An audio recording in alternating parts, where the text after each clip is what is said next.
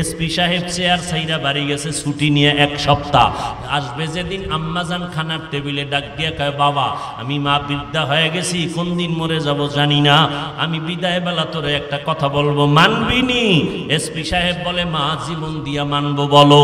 আম্মাজান ডাক দিয়ে কয়, বাবা আমার কথা মান, আল্লাহ সম্মানের চেয়ারে বসাইছেন, এই জায়গায় বৈশা গরিবের উপরে জুলুম করবি না, হারাম টাকা আসলে খাবি না, কাউকে অসম্মানী করবি না, জবান দিয়া মিথ্যা কথা বলবি না। খানার টেবিলে এসপি সাহেব কয়, আম্মা জান মইরা গেলে যাব, আপনার এই কথা আমি কখনো ভঙ্গ করব না। বাড়ির থেকে বিদায় নিয়ে চেয়ারে যখন বসছি, টেবিলের নিচে লক্ষ লক্ষ টাকার বস্তা, লাথি মেরে কয়, আমার মায়ের ওসিয়ত, মইরা গেল হারাম টাকা খাবো না, মিথ্যা বলবো না, যদি চেয়ার ছুটে যায় যাক, আমি মায়ের কথা রক্ষা করব। আমি 13 বছর বয়ান কইরা যা না করতে পারছি, আম্মা জানের 1 মিনিট কথা এসপি সাহেবরে আল্লাহর ওলি বানায় দিছি। এরে পর্দার আড়ালের আম্মা জানেরা, এই দুনিয়াতে যত ভালো সন্তান হয়েছে মা আপনার অবদানের কারণে হয়েছে। এরে আম্মা জান, আপনার মতো কত মা এলাকার মধ্যে এখনো ঘুরে ঘুরে দেখা যাবে 5 বেলার নামাজ পড়ে, স্বামীর মাল হেফাজত করে, সন্তানটারে আদর্শওয়ালা বানায়। এই রকম মায়ের অভাব নাই, তাহাজ্জুদ নামাজও পড়ে, পর্দা রক্ষা করে চলে, নাই? আম্মা জানেরা, যদি মাইকের আওয়াজ শুনে থাকেন একটু চিন্তা করেন, কয়দিন আর বাঁচবেন? এমন কোনো দিন নাই মায়ের লাশের খবর নাই, কিন্তু আপনি মইরা গেলে কেউ আপনার নাম নিবে না। হ্যাঁ, তবে যদি একটা দামি সন্তান দুনিয়াতে রেখে যান, ওই সন্তানের উসিলায় আপনি মা কবরে দোয়া পাইতে থাকবেন। এরে আম্মা জান, একটা সন্তান ডাক্তার বানাবেন, দোয়া করে গেলাম। একটা সন্তানকে ইঞ্জিনিয়ার বানাবেন, দোয়া করে যাই বানাইয়েন। সন্তানটারে প্রফেসর বানাবেন, সাংবাদিক বানাবেন, ওকিল ব্যারিস্টার বানাবেন, দোয়া করে গেলাম। তবে আম্মা জান বেয়াদব বানাবেন না। আপনার সন্তানের ব্যবহারে যেন আলেমরা কষ্ট না পায়, আপনার সন্তানের আচরণে যেন এলাকার মুরব্বীরা কষ্ট না পায়, আপনার সন্তানের আচরণে যেন কোনো বন্ধু বান্ধবরা কষ্ট না পায়। আদর্শওয়ালা ডাক্তার বানাবেন, আদর্শওয়ালা ইঞ্জিনিয়ার বানাবেন, আদর্শওয়ালা প্রফেসর বানাবেন। সন্তান এমপি হবে আদর্শওয়ালা এমপি, আপনার সন্তান চেয়ারম্যান হবে আদর্শওয়ালা চেয়ারম্যান। জীবনে হারাম খাবে না, কারো হক নষ্ট করবে না, দুনিয়ায় শান্তি সম্মান, পরকালেও সম্মান আর শান্তি। তবে আম্মা জান বলতে পারেন, হাফিজ ভাই আব্বা জানের কোনো কি দায়িত্ব নাই? সব আম্মা জানের দায়িত্ব। ক্বালান নবী সাল্লাল্লাহু আলাইহি ওয়া আলিহি ওয়া সাল্লাম, আদ-দুনিয়া কুল্লুহা মাতা ওয়া খায়রু মাতা'id দুনিয়া আল ইমরাআতুস সালিহা। আল্লাহর নবী বলেন, দুনিয়াতে সব হলো সম্পদ, আর এই সম্পদের মধ্যে শ্রেষ্ঠ সম্পদ হলো নেককারিনী মহিলারা। এরে আম্মা জান, সন্তানের বিষয় ইমাম বড় একজন দার্শনিক, বড় বৈজ্ঞানিক, বড় একজন আল্লাহওয়ালা ইমাম গজালি রহমাতুল্লাহ আলাইহি বলেন, প্রত্যেকটা সন্তানের জন্য মা হলো প্রাথমিক শিক্ষিকা। মা সন্তানকে যা শিখাবে সন্তান তাই শিখবে। ওরে আম্মা জান, বাবার তুলনায় সন্তান মাকে ফলো করে চলে বেশি, মায়ের পিছনে সময় দেয় বেশি, বাবার কাছে যায় না, বাবায় সময়ও দিতে পারে না, মায়ের অবদান সব থেকে বেশি। কখন আমি সেই ঘটনা শোনাবো? এরে আম্মা জান, খাজা মঈনুদ্দিন মদিনাতুল মুনাওয়ারা থেকে ভারতবর্ষে আসছেন কালেমার দাওয়াত নিয়া। মানুষের দ্বারে দ্বারে দৌড়ায় আর দাওয়াত দেয়। লক্ষ লক্ষ লক্ষ লক্ষ বিধর্মী কালেমা পড়েছে, কেউ বলে 90 লক্ষ, কেউ বলে 96, অসংখ্য বিধর্মী কালেমা পড়েছে। খাজা মঈনুদ্দিন মায়ের কাছে গিয়ে আনন্দ প্রকাশ করে। আম্মাজান বলে, মঈনুদ্দিন এত খুশি কেন? কয়, আম্মাজান দিনের দাওয়াতের খেদমতে লক্ষ লক্ষ বিধর্মী কালেমা পড়েছে। মঈনুদ্দিন চিশতি আজমিরি রাহমাতুল্লাহ আলাইহির মা বলে, রে বাবা, এটা তোমার কোনো বাহাদুরি না, আমি মায়ের অবদান। মঈনুদ্দিন কয়, আম্মা জান আপনার অবদানটা কি? মা ডাক দিয়া কয়, বাবা তুই আমার গর্ভে যখন ছিলি আমি একটা রাত্র ঘুমাই নাই, সিজদায় পড়ে কান্না করেছি আর বলেছি, ও দয়ার মালিক, আমার গর্বের সন্তানকে তুমি জমানার ইমাম হিসাবে কবুল করে নাও, উম্মতের হাদি হিসাবে কবুল করে নাও, উম্মতের রাহবর হিসাবে কবুল করে নাও।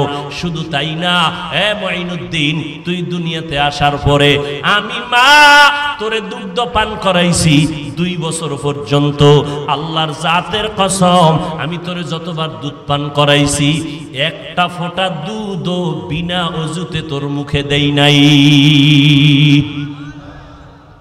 আম্মা জানেরা, ও এইরকম মা যদি ঘরের মধ্যে থাকে ওই সন্তান আল্লাহর ওলি হবে না কেন? ওই সন্তান জগৎ শ্রেষ্ঠ সম্মানের চেয়ারে বসবে না কেন? এরে আম্মা জান, রান্না করে খাওয়াইবেন আপনি, আপনার খানা সন্তানের পেটে যাবে, মাইয়ার পেটে যাবে, স্বামীর পেটে যাবে, খানাটা যেন হালাল ভাবে যায় এবং আপনি ওযুর সাথে রান্না করবেন। মাথার কাপড় কখনো ফালাইবেন না। ও আম্মা জান, যারা মাথার কাপড় সব সময় ফালাইয়া করে থাকে ওদের রিজিকে ঘরে বরকত হয় না। এরে আম্মা জান, আল্লাহর নবীর আদর্শ মতো চলেন, দেখবেন দুনিয়াতেও শান্তি, পরকালেও শান্তি। আল্লাহর মোহাব্বত নিয়ে চলেন। সন্তান আল্লাহ দান করেছেন, নেককার বানাইয়া যান, সন্তানটাকে আদর্শওয়ালা বানায় যান। এরে আল্লাহর বান্দারা, যুবক, মা বেঁচে থাকলে মায়ের থেকে দোয়া নেওয়ার চেষ্টা করিও, কারণ তোমার বাহাদুরি চলবে না। ওই মা বাবার দোয়া ছাড়া তুমি আগাইতে পারবা না। এই চেয়ারে বসছি মা বাবার দোয়ার চোখের পানির কারণে। ও বাবা, তুমি পরীক্ষায় ভালো নাম্বার পেয়েছো মা বাবার দোয়ার কারণে, মা বাবার কান্নার কারণে। তুমি জানো না যে তোমার মা বাবা কত দোয়া তোমার জন্য করে। এরে এলাকার মুসলমান ও যুবক, ওই মা বাবার দোয়ার কারণে তুমি আজ টাকার মালিক, বাড়ি গাড়ির মালিক, সম্মানের চেয়ারের মালিক। ওই মা বাবারে পাইলে দোয়া নাও, বেয়াদবি করবা না। আল্লাহর মোহাব্বত নিয়ে তৈরি হয়ে যাও। পিছনে গুনাহ তো কম করো নাই, মনে চাইলেই গুনাহ করেছো, কেউ বাধা দিলেও ফিরো নাই। এখন থেকে তওবা করে নাও, আল্লাহর ভয় অন্তরে জমা করো, জবানটাকে হেফাজত করো। জবান দিয়ে কোনোদিন মিথ্যা বলবা না, গালি দিবা না, গীবত শেকায়াত করবা না, হাতের দ্বারা কারো বিরুদ্ধে লেখবা না। দরকার নাই, দরকার নাই। তোমার কাজ তো এটা না, তোমার কাজ হলো তোমাকে তৈরি করা। তুমি ঠিক মতো লেখাপড়া করলে আরেকজনের বিরুদ্ধে লাগার টাইম পাও কখন? তুমি আরেকজনের বিরুদ্ধে লেখলে তার গুনাহ তোমার আমল নামে আসবে, এই আকামের টাইম কখন পাও? তোমার সময় কই? জিন্দেগি মে बंदगी तू कार नहीं, जिंदगी में बंदगी तू कार नहीं, जिंदगी में बंदगी शर्मिंदा है, जिंदगी में बंदगी शर्मिंदा है। दुनिया में हो दुनिया का तलबगार ना हो,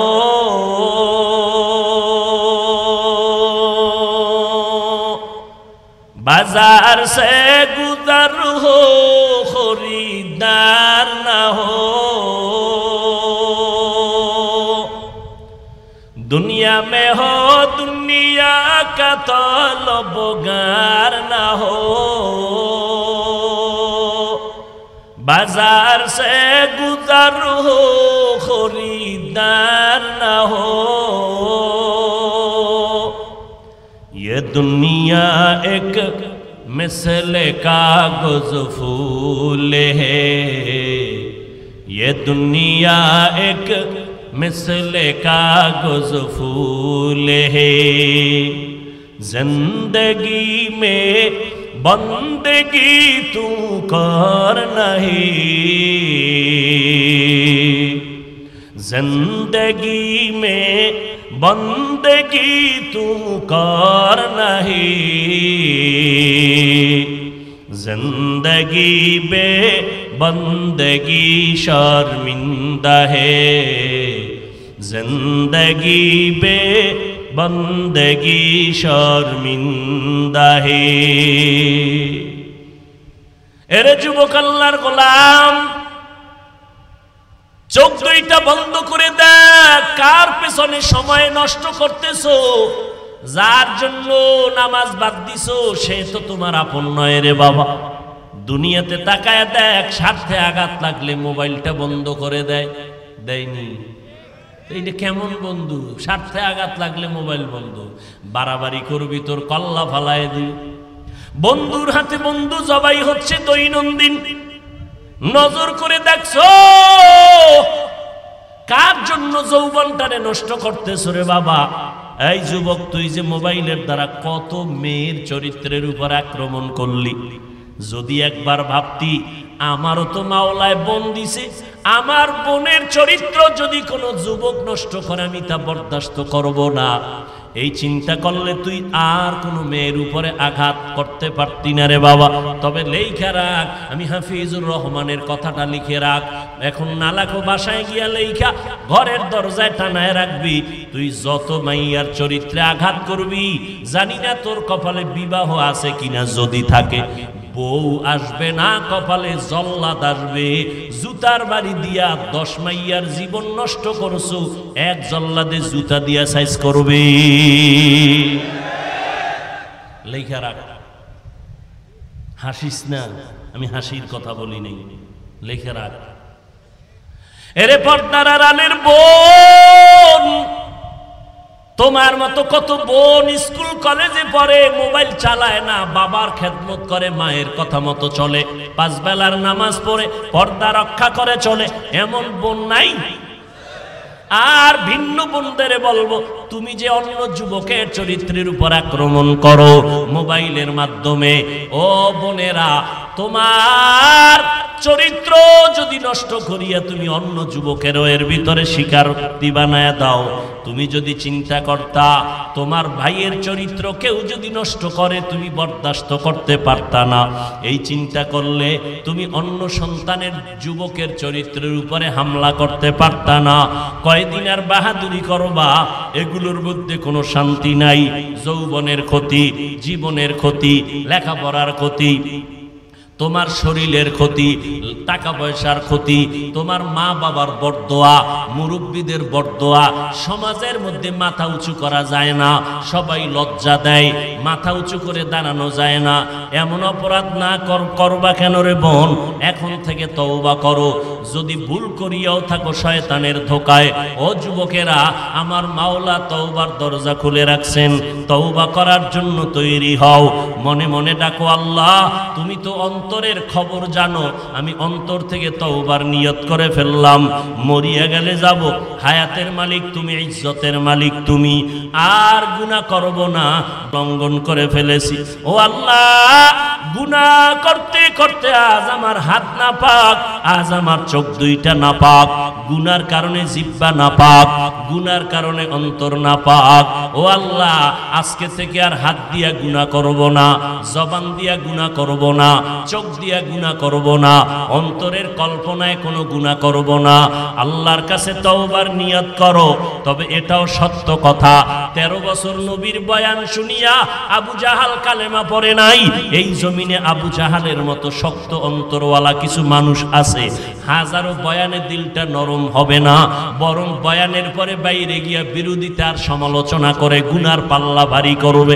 আর একদল বান্দা এই জমিনে থাকবে ওমরের মতো অন্তর গুনার পাহাড় নিয়ে ময়দানে ঢুইকা হঠাৎ করে মরণের কথা যখন স্মরণ হবে, কবরের আযাবের কথা যখন স্মরণ হবে, আরে আজকে আমার ডানে বন্ধু বামে বন্ধুর অভাব নাই, কিন্তু যেদিন আজরাইল আমার পেছনে এসে ধাক্কা দিয়ে দিবে, আমার গায়ের জামাটা, আমার গেঞ্জি বেলেট দিয়া কেটে কেটে সবাই রাখবে, আমার মা, আমার বাবা, আমার আপনজনেরা আমার লাশটারে ঘর থেকে নামাইয়া দিবে, কেউ ঘরে রাখবে না।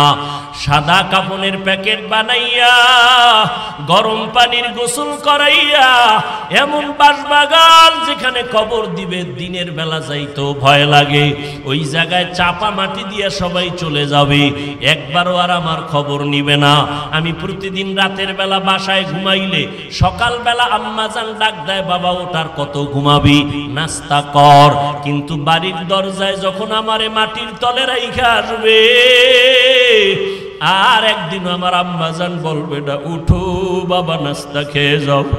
বাবায় কখন আমারে আর ডাকবে না, আমার ভাই আমার বোনেরা একবারও স্মরণ করবে না যে আমি যে ওদের একটা ভাই ছিলাম, আমার ভাই আর কখনো স্মরণ করবে না।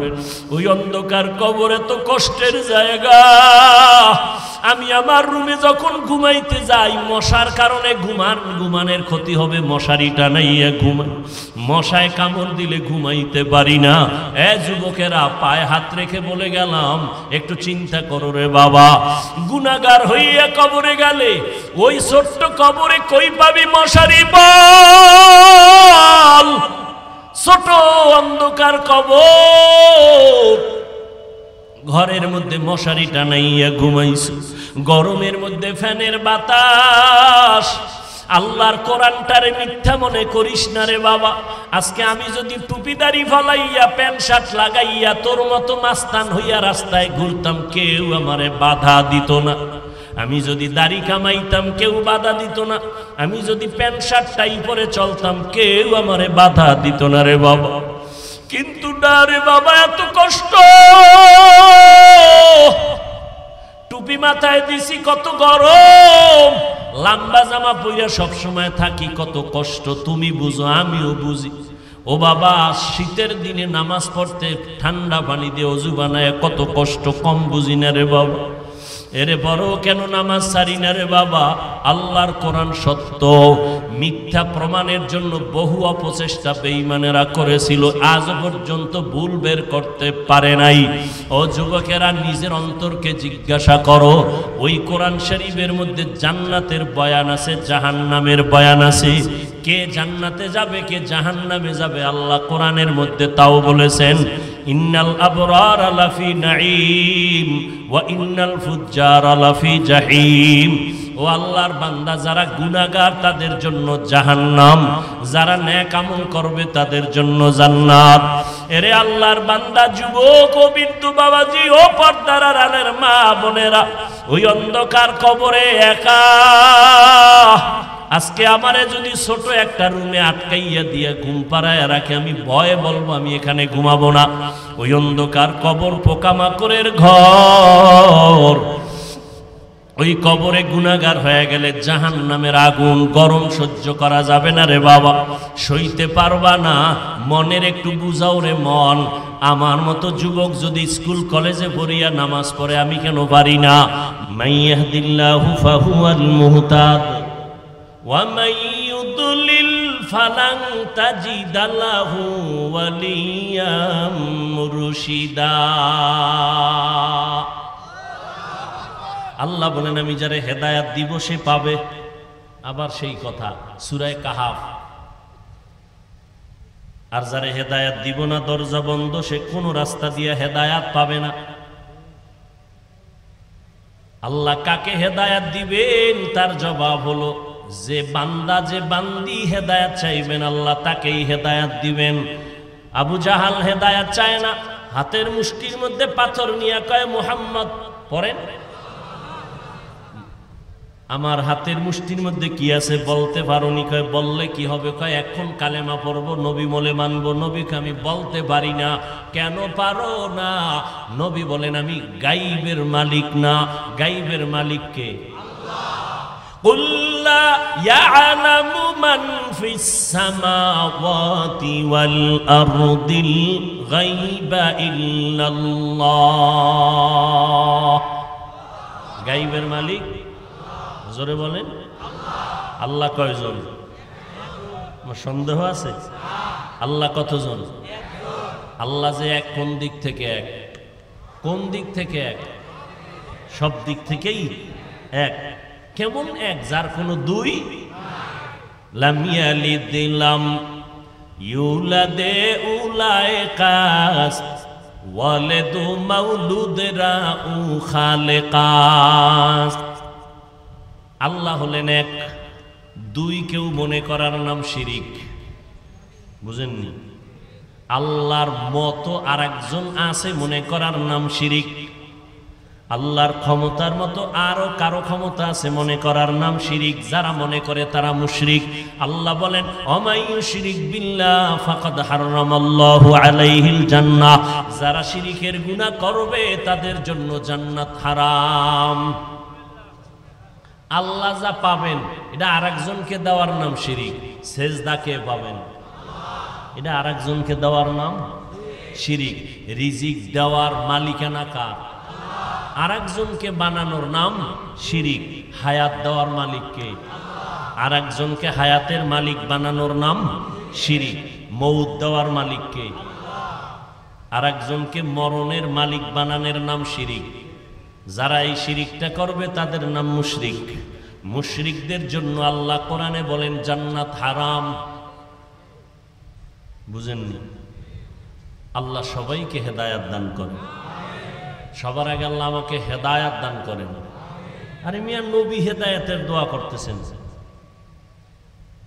বড় সম্পদ হেদায়াত বড় কঠিন জিনিস। আমি মাওলানা বক্তা, লক্ষ লক্ষ মানুষ বয়ানে আসছে, আমি পূর্ণ হেদায়েত পেয়ে গেছি। ভয় বড় ভয়, বড় ভয়। আপনাদের একার সারা মানুষের যেই পরিমাণ এককভাবে ভয়, এই সব মানুষের ভয় এক জায়গায় করলে এর থেকে আমার একা মানুষের ভয় আরো বেশি। না জানি হেদায়েতের রাস্তা থেকে পড়ে যাই, না জানি কোনো গুনার কারণে আল্লাহ বেজার হয় কণ্ঠ বসায় দেয়, সম্মান কমায় দেয়। আল্লাহ পারেনি এই ভয়। এই জন্য রসুল হাদিসে বলেন আল ঈমান বাইনাল খাউফি ওয়ার রাজা, ভয় এবং আশার মধ্যবর্তী জায়গার নাম ঈমান। খলিফাতুল মুসলিমিন ওমরে ফারুক রাদিয়াল্লাহু তাআলা আনহু একদিন বলতেছেন, আল্লাহ যদি ঘোষণা করেন সব মানুষ জাহান্নামে যাবে, একজন জান্নাতে যাবে, ওমর কয় আমার মন্তরের বড় আশা ওই একজন জান্নাতি প্যাসেঞ্জার আমি হব। রহমতের কি আশা। পক্ষান্তরে আল্লাহ যদি ঘোষণা করেন সব মানুষগুলো জান্নাতে যাবে, একজন মানুষ জাহান্নামে যাবে, আমি ওমর বড় ভয় পাই জাহান্নামের আসামি আমি ওমর হয়ে যাই নাকি। অথচ জান্নাতি 10 জনের মধ্যে দ্বিতীয়। ভয়ে আর আশার দুইটার সমন্বয়ের নাম ঈমান। হেদায়েত বড় কঠিন জিনিস। বড় বড় বড় বড় বড় বড় ব্যক্তিরাও লাইনচ্যুত হয়ে গেছে। বড় বড় আলেম, বড় বড় কথায় কথায় বুখারীর পৃষ্ঠা নাম্বার, কোরআনের আয়াত নাম্বার। এই বান্দা হঠাৎ করে বলে ফেললেন খাজা মুঈনুদ্দিনের বিরুদ্ধে, ইমাম আবু হানিফার বিরুদ্ধে। এইভাবে উল্টা পাল্টা, শুধু তাই না, এক মাওলানা মুফতি লাগাইয়া বলতেছে ওমরে ফারুক রসুলের সাহাবী ভণ্ড। নাউজুবিল্লাহ। না আরো জোরে বলেন নাউজুবিল্লাহ বলবেন, আলহামদুলিল্লাহ বলবেন ফাঁকে ফাঁকে, এতে কষ্ট লাগে। তাহলে আমার কষ্টটা কিরম হইতেছে? ইনসাফ করেন, এহসান না করেন, অন্তত ইনসাফ করেন। হ্যাঁ, আমি সূরা আহজাবের 2 টুকরা আয়াত পড়েছি রসুলের হাদিসের থেকে সংক্ষেপ। এই এরা উঠেন কেন? মোনাজাত দিয়া দিব, কিন্তু প্রশংসা করছি এটা দেখাইতেছেন। এখন প্রশংসা করাটা উচিত হয় না, না?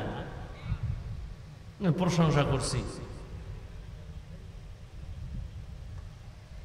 কাউরে জোর করে আনা হয়েছে, মাঠের মধ্যে জোর করে বসানো হয়েছে।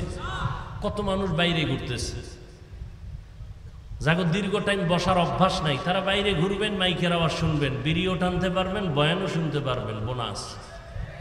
প্যান্ডেলে ঢুইকা ডিস্টার্ব করেন কেন? হাত দুইটা উপরে উঠাবো, আল্লাহুম্মা আমিন বলবো, আর 1 বছরের আগে হাত নিচে নামবে না। কষ্ট করে আসছি, কষ্টের মূল্যায়ন দেওয়ার চেষ্টা করবেন।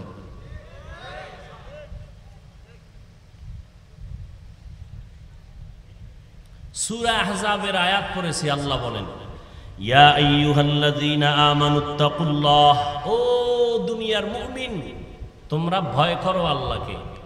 আকুলু কাউলান সাদীদা, জবান দিয়া যা বলো সঠিক সত্য শালীন ভাষায় বলো।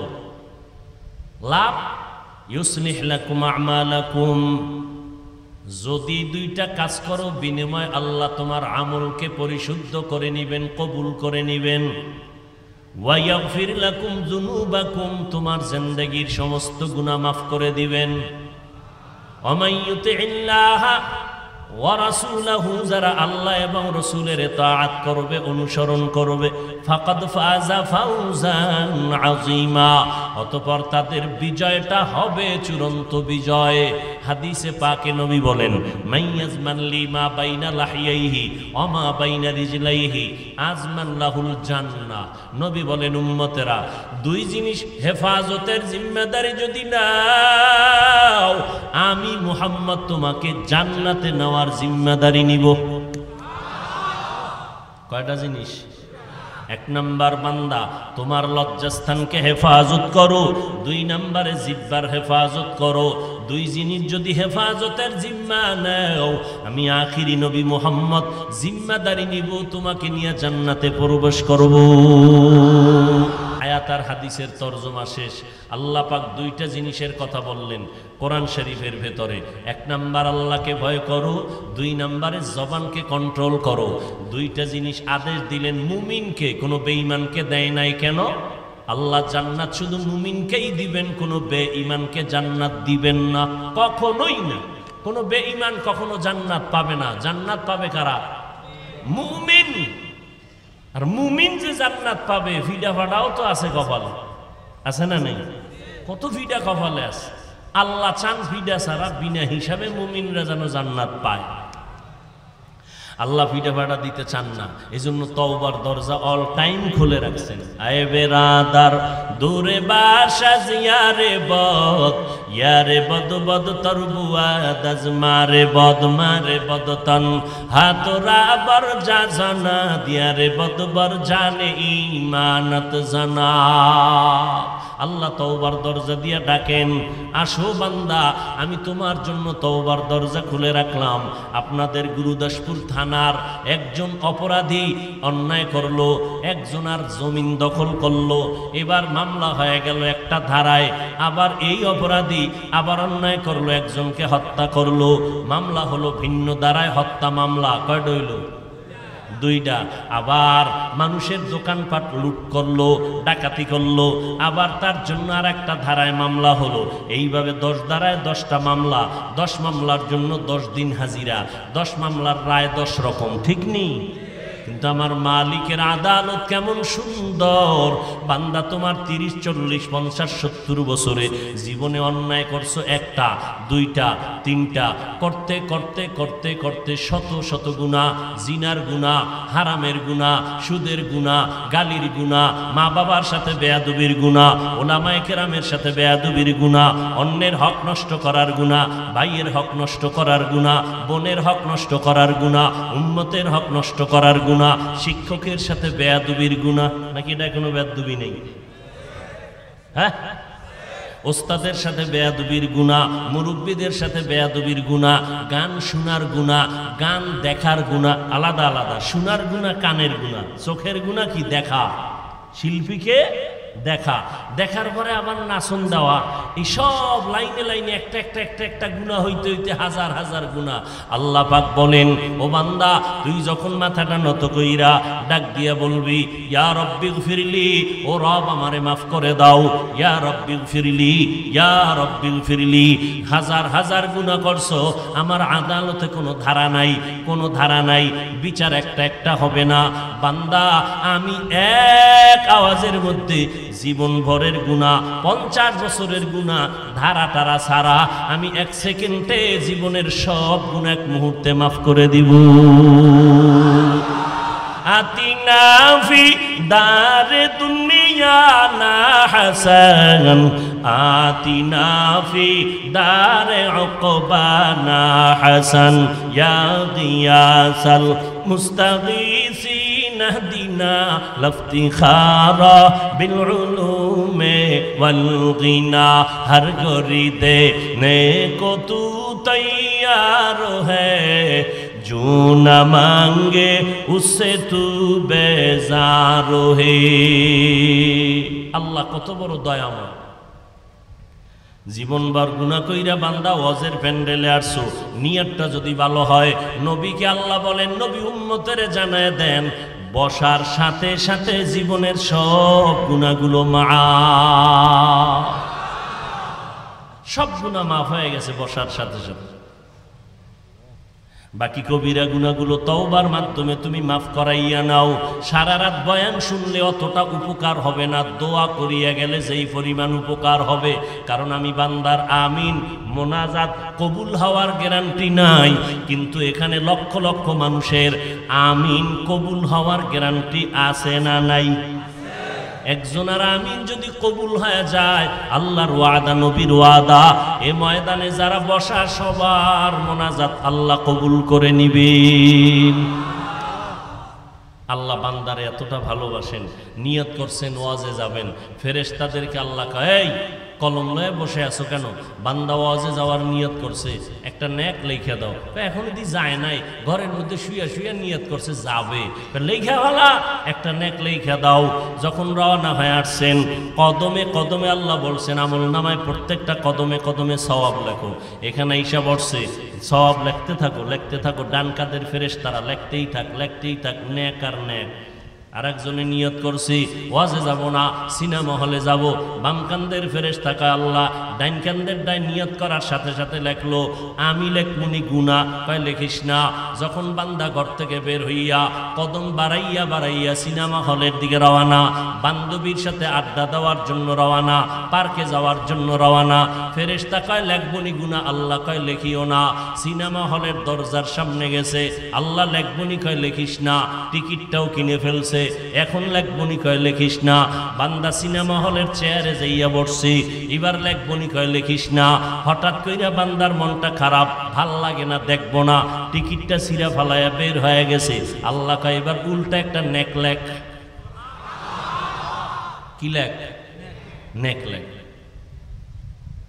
ওই আল্লাহরে চিনলাম না চিনি না কেন নিজেরই চিনি না এই জন্য আল্লাহরেও চিনি নিজেরে যদি চিনতাম চিনি কি ঠিকানায় নকল ঠিকানায় কিভাবে চিনি আমি বড় টাকাওয়ালা আমি বড় বক্তা আমি বড় মুফতি আমি বড় মুহাদ্দিস আমি বড় প্রিন্সিপাল আমি বড় এমপি আমি মন্ত্রী আমি চেয়ারম্যান আমি দানবীর না এটি সব নকল ঠিকানা এটির কোনো ভ্যালু নাই আছে কোনো ভ্যালু সাদা কাপুনে যেদিন ঢুকবি ওই দিনকে বক্তাকে শ্রোতাকে ডাক্তারকে রোগীকে মাওলানাকে মুফতিকে ধনীকে গরিব লেখা থাকবে কাফনের উপরে লেখা থাকবে সব একাকার হয়ে গেছে রিকশার ড্রাইভারেরও 3টা কাফন গরিব হওয়ার কারণে একটা কাফন কেউ কমাইয়াও দিবে না কোটিপতি মারা গেল তারে কয় কাফন 3 কাফন কোটিপতির কাফনটা হবে ভিন্ন কালারের কি রিকশা ড্রাইভারের কাফনের কালার যেমন বড় লোকের কাফনের কালার তেমন গরিব হওয়ার কারণে কাফন কমাইয়াও দিবে না বড় লোকের সম্মান বাড়াইতে গিয়ে একটা কাফন বাড়াইয়াও দিবে না সমান সমান কয়টা 3টা কাফন দিবে কাফনের প্যাকেট যখন হয়ে যাবে কে রিকশা ড্রাইভার কে মালিক এটা লেখা থাকবে না সব সমান কবরের সাইজও কি সমান না বড় লোকের একটু মোটামুটি একটা রুমের মতো হ্যাঁ সব সমান রিকশার ড্রাইভারের কবরের সাইজটাও যেমন বড় লোকের সাইজটাও তেমন কবরের মধ্যে শোয়াইয়া মিনহা খালাকনাকুমের আয়াত পরে মাটি দিয়া পারাইয়া বিদায় হবে প্রশ্ন করা হবে 3টা রিকশার ড্রাইভারেরও যেই প্রশ্ন মালিকেরও সেই প্রশ্ন আমি ইমামরে যেই প্রশ্ন মুক্তাদিরও সেই প্রশ্ন বক্তারে যেই প্রশ্ন শ্রোতাকেও সেই প্রশ্ন 3টা প্রশ্ন রবের পরিচয় দাও ধর্মের পরিচয় দাও রাহমাতুল লিল আলামিনের পরিচয় দাও তুমি কোন দলের নেতা তুমি কত ইলমওয়ালা কোনো প্রশ্ন নাই প্রশ্ন সবার বেলায় সমান দুনিয়াতে পরীক্ষার্থীরা প্রশ্নের পরীক্ষা দেয় হলে যায় জবাব লেখে কিন্তু প্রশ্নপত্র ফাঁস হইয়া গেলে সংশ্লিষ্টদের চাকরি থাকে না ঠিক নেই প্রশ্নপত্র কাউকে জানানো যাবে না, এটা নিয়মের বাইরে। কিন্তু আমার মাওলার নিজামটা কেমন, সব কবরের প্রশ্নগুলো আউট করে দিলেন আল্লাহ নিজেই। কবরে এই প্রশ্ন হবে, জানাইয়া দেওয়ার পরেও মানুষ জানি আবার ভুলে যায়। নবীদের কয় প্রশ্ন স্মরণ করায় দাও, আলেমদের কয় স্মরণ করায় দাও, বারবার স্মরণ করায় দাও। কবরের মধ্যে এই প্রশ্ন হবে। এরপরেও গিয়া যদি জবাব দিতে না পারো, পাশ করতে না পারো, বিচারটা বড় ভয়ঙ্কর হবে। চিন্তাও করি না, চোখের সামনে কত তাজা যুবক লাশ হয়ে গেল, হঠাৎ অসুস্থ, বুকে ব্যথা, পড়লো মরলো। এমন একটা দিন নাই যুবকের লাশের খবর নাই, কোনো চিন্তাই নাই। আল্লাহ বলেন আমাকে ভয় কর। এত বয়ান 12টা মাস কিসের তুফান, কিসের বৃষ্টি, 12 মাস দৌড়াইয়া বয়ান, খানা নাই, ঘুম নাই। পৃথিবীতে কণ্ঠ বাজাইয়া চিল্লাইয়া কথা বলার মতো জমিনে আর কষ্টের কোনো কাজ হতেই পারে না।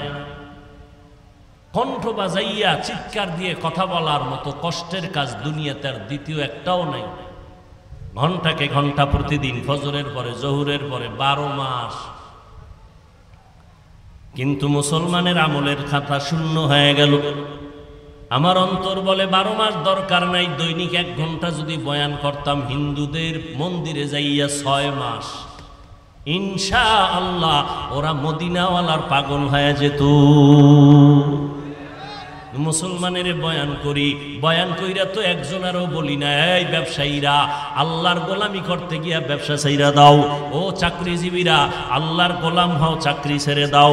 ও স্কুল কলেজের ছেলেমেয়েরা তোমরা স্কুল কলেজ বন্ধ করে মাদ্রাসায় যাও, আমগো মতো হুজুর হও, নবীর তরিকা মানো, পাঁচকুল্লি টুপি লাগাও, পাগড়ি লাগাও। এইভাবে বল দিয়ে আমরা একবারও বলি নাই ও বাবা, বরং আমরা বলি ভাইজান তুমি যেই লাইনে আছো থাকো, ব্যবসা করো বাধা নাই, চাকরি করো বাধা নাই, তুমি লেখাপড়া করো বাধা নাই, স্কুলে পড়ো বাধা নাই, কলেজে পড়ো বাধা নাই, ডাক্তারি পড়ো আলহামদুলিল্লাহ, ইঞ্জিনিয়ারিং পড়ো আলহামদুলিল্লাহ, ওখানে তোমার কোনো বাধা নাই। তুমি পাঁচকুল্লি টুপি মাথায় দিতেই হবে, না দিলে গুনাহ হবে, একবারও বলি নাই। তাবলীগ করতেই হবে, না করলে গুনাহ হবে, একবারও বলি নাই। কওমি মাদ্রাসায় পড়তেই হবে, না হয় ঈমান থাকবে না, একবারও বলি নাই। পাগড়ি মাথায় দিতেই হবে, না হলে গুনাহ হবে, একবারও বলি নাই। বরং তুমি তোমার লাইনে থাকো, ওখানে থাইকা তুমি নিজেরে মনে রাখবা তুমি মুসলমান, তুমি মনে রাখবা তোমার আদর্শের নবী মুহাম্মদ সাল্লাল্লাহু, এমন আদর্শের নবী যেই নবীর আদর্শ দেখা দুনিয়ার সব পাগল হয়ে গেল। বেদিনরা কালেমা পড়ে ১৫০০ বছর পরে, শত হাজার লাখ বিধর্মী কালেমা পড়তেছে ওই নবীর আদর্শ দেখে। আমি তো সারা বাংলাদেশে মুসলমান জ্ঞানীদেরকে বলি, মুহাম্মদের আদর্শ বাদ দিয়া নতুন যদি ভালো কোনো আদর্শ থাকে আমাকে দাও, আমি মুহাম্মদের আদর্শ বাদ দিয়া ওই ভালো আদর্শ গ্রহণ করব। কিন্তু কেউ পারেও নাই, কিয়ামত পর্যন্ত পারবে না। দুনিয়াতে যত আদর্শের গান তোমরা শুনো, আমি এক কথায় জবাব দেই, সব দুনিয়াওয়ালাদের আদর্শগুলো নাপাক, একমাত্র মদিনাওয়ালা নবীর আদর্শই হলো পাক। ইমামুল আউয়ালিন আল আখিরিন বহরে সদকা রহমাতাল লিল আলামিন সাইয়্যিদুল কাউনাইন খাতমুল মুরসালিন আখিরামত বুদে ফখরুল আউয়ালিন শুদ্ধ ওজুদাস রহমাতাল লিল আলামিন মসজিদে উশুদ হামারোয়ে জমিন। ও যুবকেরা, তোমার মতো যুবক আমিও, টুপি মাথায় দিলে মাথা গরম হয়, তুমি বুঝছো, আমি বুঝি নেই। কেন? আমগো মাথা খারাপ না? আরে মাথা খারাপ আমগো টুপিওয়ালাদের হবে কেন? আমরা তো গাঞ্জা খাই না, খাইলে তো তোমরাই খাও, বিড়ি টানলে তো তোমরাই টানো, বাজে নেশা করলে তো তোমরাই করো, মোবাইলের নেশায় হইরা কত যুবক আধা পাগল হইয়া রাস্তার পাগল হইয়া ঘুরতেছে, আছে না নাই? এই যুবকেরা সাক্ষী দে, আছে না নাই? মোবাইল কইরা নেশায় বইরা এখন পাগল হয়ে গেছে। এই মোবাইল মোবাইল ফিরা রাতের ঘুমটারে জবাই করছো রে যুবক পাগল। অথচ রাতের ঘুম শরীরের জন্য মহা ঔষধ। কেমনে বুঝাইলে বুঝবি রে যুবক? পায়ে হাত দিলে বুঝবি। যদি বলো বল, আমি নিচে ডাইমা তোর পায়ে হাত দিয়া বলি। সারা রাতের ঘুম বড় নেয়ামত। সকাল থেকে যদি বান্দা জহুর পর্যন্ত 6 ঘন্টা ঘুমাও, খোদার কসম রাতের 1 ঘন্টার বরকত 6 ঘন্টায় পাবি না। ওয়াজআলনাল লাইলা লিবাসা ওয়াজআলনান নাহারা মাআশা। ও বান্দা আল্লাহকে ভয় কর, জবানটারে কন্ট্রোল করো রে বাবা। আল্লাহর দেওয়া ঘুম নেয়ামতকে মনে কইরা তুমি মোবাইলের কারণে ঘুমটারে জবাই করছো। রাতের ঘুম তোমার নাই। এখন তাকাইয়া দেখছো নি নিজেরে, তো এই যে একটু আগে বলছি নিজেরই চিনো না। আয়নার সামনে গিয়া দেখ, চেহারার মধ্যে লাবণ্যতা নাই। যুবকের চেহারার মধ্যে আলো থাকবে একটা আলাদা। আল্লাহ তাআলা যেই সুন্দর করে চেহারাটা বানাইছেন, এই আব্বা জান আম্মা জানেরা সন্তানের শাসন করবেন, চেহারার মধ্যে আঘাত করবেন না, হারাম। এই শিক্ষকেরা ছাত্রকে শাসন করবেন, অনুমতি আছে, চেহারার মধ্যে কখনো আঘাত করবেন না, হারাম। ও বাবা সাবধান, চেহারার মধ্যে আঘাত করা ইসলামে নিষেধ করে দিয়েছেন। চেহারা বড় সুন্দর করে আমার আল্লাহ বানাইছেন। তাকাইয়া দেখো, শীতের মধ্যে গরমের মধ্যে শরীরটা পোশাক দিয়া ডাকলাম, শীতে হাত মোজা পাও মোজা লাগাইছি, পুরা চেহারা সহ চেহারা সারা সব ঢেকে ফেললাম। যত ধুলাবালু চেহারায় লাগে, সূর্যের আলো চেহারায় লাগে, পানি রোদের তাপ শীত ঠান্ডা সব চেহারায় লাগে। শরীরটারে কাভারিং করে ফেললাম পোশাক দিয়া। খেয়াল করো এই যুবকেরা, খেয়াল করো নি কথা। দেখছেন নি ঘুমাইতেছে মনে হয় বয়ে বয়ে।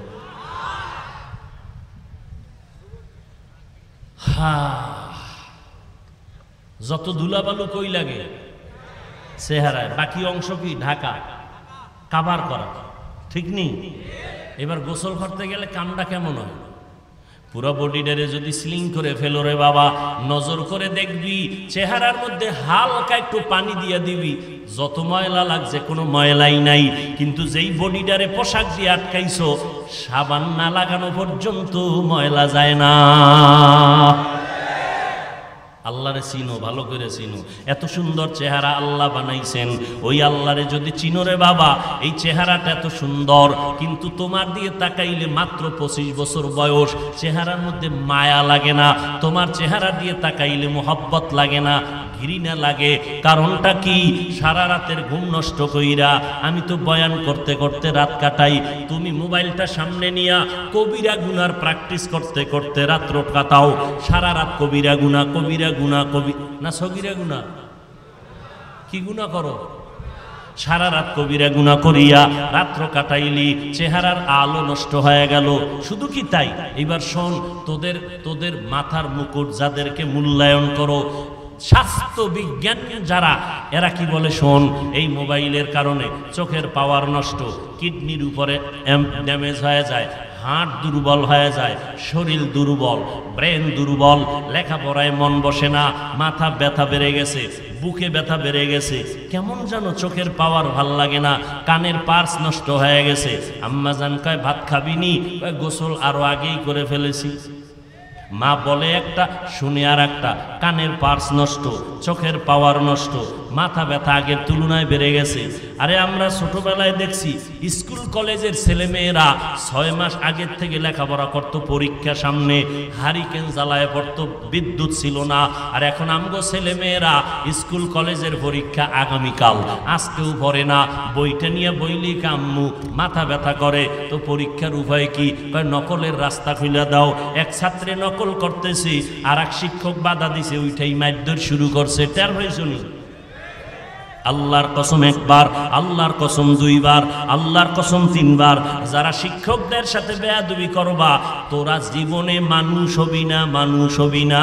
লেখা রাখ, মরার আগেই ধ্বংস হয়ে যাবি। লিকুল্লি শাইইন জিনাতুন ফিল ওয়ারা ওয়া জিনাতুল মারই তামামিল আদাবি।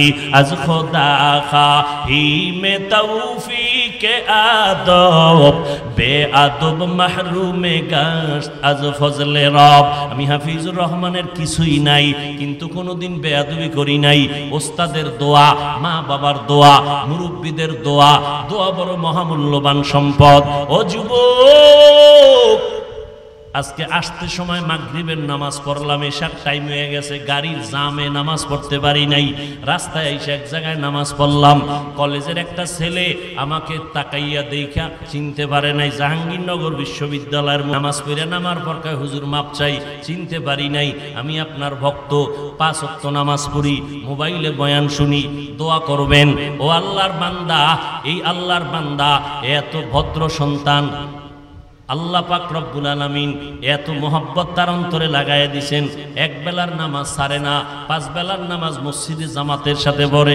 অথচ জাহাঙ্গীরনগর বিশ্ববিদ্যালয়ের লেখাপড়া করুয়া, মাস্টার্স কমপ্লিট হয়ে গেছে। আল্লাহর বান্দা বিদেশে লেখাপড়া করার জন্য এখন চেষ্টা চালাচ্ছে। ও আল্লাহর বান্দারা, তোমার মতো যুবক জীবনে মাদ্রাসায় পড়ে নাই, জেনারেল লাইনে পড়ুয়া, সাক্ষী দিবা সত্য, তোমার মতো যুবক স্কুলে পড়ে, কলেজে পড়ে, 5 বেলার নামাজ পড়ে আছে না নাই? তোমার বিবেকরে জিজ্ঞাসা করো, তুমি কেন পারবা না রে বাবা? তোমার মতো যুবক র্যাব, আর্মি, পুলিশ, বিডিআরের চাকরি করে, তুমি কেন পারো না? বিবেকটাকে প্রশ্ন করো। তোমার মতো বান্দা রাস্তায় গাড়ি চালায়, ড্রাইভারি করে, ও ড্রাইভারেরা তোমরা কেন পারো না? ও বৃদ্ধ বাবাজি, আপনার মতো কত বুড়া মানুষ হাতে লাঠি নিয়ে টোকাইয়া টোকাইয়া মসজিদে যাইয়া নামাজটা পড়ে 5 বেলার। ও মুরব্বীরা, আপনারা কেন পারেন না? ও যুবক বাবা, আপনার মতো কত যুবক নজর করে দেখেন, মাথায় এত বোঝা টানতেছে, শ্রমিকের কাজ করে ঢাকা শহরে, গার্মেন্টসে সারা রাত্র কাজ করে, এরপর একটা রোজাও ভাঙ্গে না, 5 ওয়াক্ত নামাজ বন্ধ করে না। আপনি কেন পারবেন না রে বাবা? ও আল্লাহর বান্দা, ও পর্দার আড়ালের আম্মা জান, আসেনি আম্মা জানেরা? এরে আম্মা জানেরা, কেমনে কইতাম, মা বোনরা ওয়াজ শুনেই না, বাসায় শুনে না, ওয়াজে আইসে শুনবে, হেন বাচ্চা টাচ্চা এই দুনিয়ার কিচ্ছা টিচ্ছা হেনে চলে, আড্ডা মাড্ডা চলে, বয়ান কি শুনবে, গল্প করতে করতে এই আওয়াজ এই আওয়াজ, বাচ্চার আওয়াজ, দুনিয়ার এক দোকানদারি হেন শুরু করছে, বয়ান শোনার কোনো টাইম নেই। এরে আম্মা জান, ভালো করে মাইকের আওয়াজটা শুনো।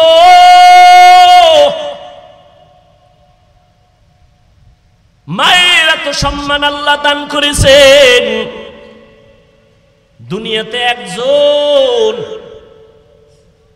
একজন মায়ের সম্মান আল্লাহ নিচে করেন নাই, এত পরিমাণ সম্মান নারীদের আল্লাহ বাড়ায় দিয়েছেন। কিয়ামত পর্যন্ত নতুন কেউ আবার নতুন করে সম্মান বাড়াইতে পারবে না। কোনো বদমাশ, কোনো দুর্নীতিবাজ যদি বলে আমরা নারীর সমাজে আরো সম্মান বাড়াবো, খোদার কসম সম্মান তো হবেই না, হবে নারীরা অপমান। নারীদের সম্মান যা বাড়ানো লাগে কে বাড়ায় দিছেন? আমার আল্লাহ বাড়ায় দিছেন নবীর মাধ্যমে। বিধবাদের নারীর সম্মান আল্লাহ নবী আম্মাজান খাদিজাকে বিয়া কইরা সম্মান বাড়াইলেন। নবী 4 কন্যার বাবা হইয়া কন্যাদের সম্মান বাড়ায় দিলেন।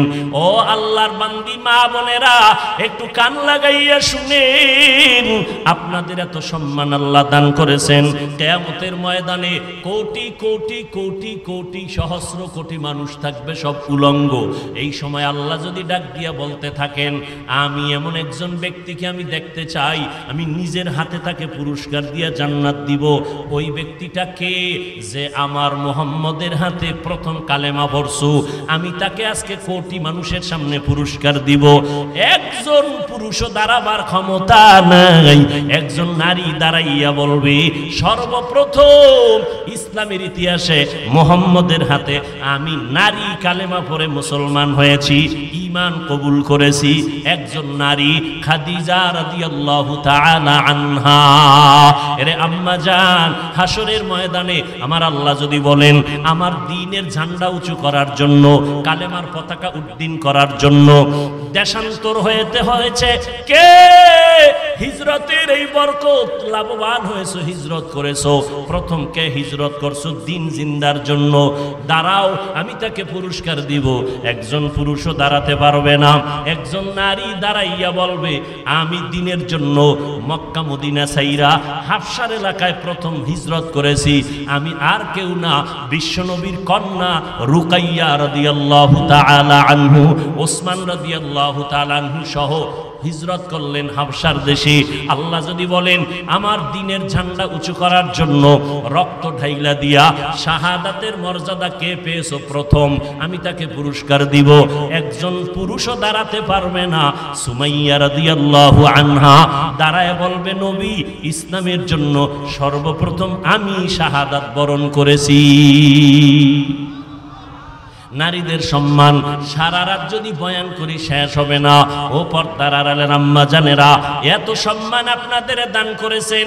আপনারা সাহাবায়ে কেরামদের মায়ের মতো মা, আপনারা নবীদের মায়ের মতো মা, আপনারা আলেমদের মায়ের মতো মা, আপনারা হাফেজে কোরআনের মা, আপনারা খাজা মুঈনুদ্দিন চিশতির মা, বড় পীর আব্দুল কাদের জিলানীর মা। এই দুনিয়াতে শুধু তাই না, বড় বড় বড় বড় বিজ্ঞানী যারা, দার্শনিক যারা, এদের মা।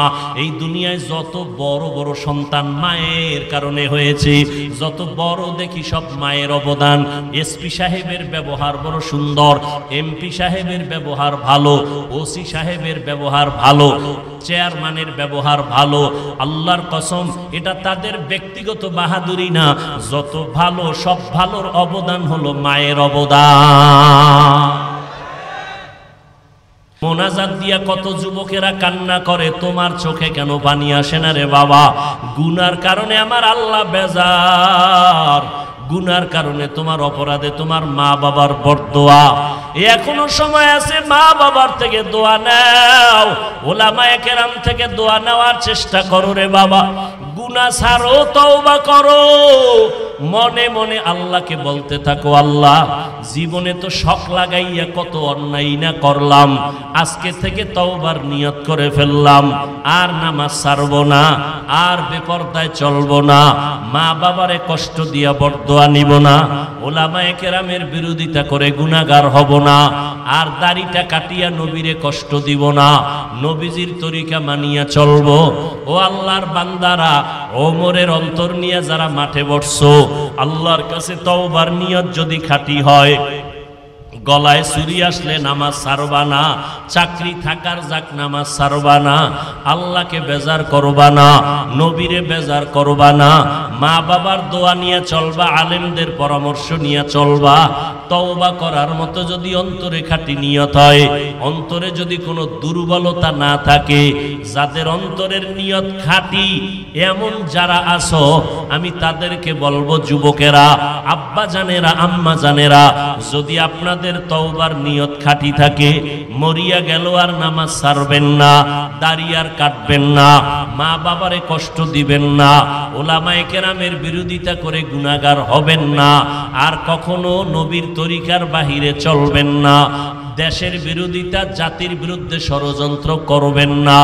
তওবা করার মতো যদি অন্তরে খাঁটি নিয়ত হয়, খাঁটি নিয়ত থাকলে দুটো হাত আমার আল্লাহকে দেখাইয়া দেন, আয় আল্লাহ আমরা তওবার নিয়তে হাত তুলেছি, আমাদের হাতগুলো কবুল করে নেন, তওবা কবুল করে নেন, তওবার উপরে মজবুত হইয়া চলার মতো আমাদের তৌফিক দান করেন, আমিন। আলহামদুলিল্লাহি রাব্বিল আলামিন, والصلاة والسلام على سيد الأنبياء والمرسلين وعلى آله وأصحابه أجمعين يا أرحم الراحمين يا أرحم الراحمين يا أرحم الراحمين رب ارحمهما كما ربياني صغيرا اللهم إن